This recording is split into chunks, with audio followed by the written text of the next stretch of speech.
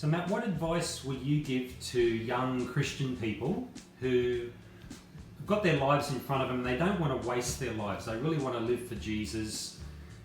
What advice would you give to them? First piece of advice would be firstly to know Christ. The greatest joy of mankind is to know one's creator, to be in a intimate relationship with him. And Christians, we have that through Christ. We have communion with the Father and the Son and the Spirit. The greatest joy through any season of life is to glorify God and to enjoy him forever.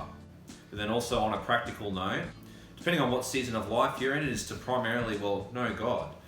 So one way to not waste your life is to spend time in the Word, to pray, to meditate on the things of God, to I've for the last few months I've been writing diary entries, trying to do daily diary entries where I sort of meditate on a verse and then to pray over that. Some other practical things is to get involved with your local church, to join a biblical sound church where there's those healthy marks that we see in Acts 2 of the Apostles' teaching fellowship, breaking the bread and prayers.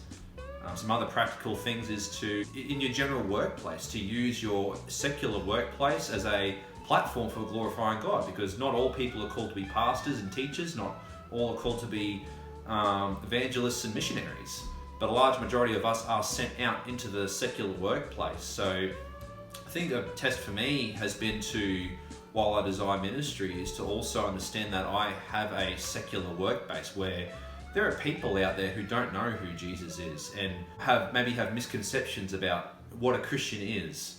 So practically, I think there's much that we can do. It mightn't be what we want to do, but immediately we can live for the day. Don't boast about tomorrow.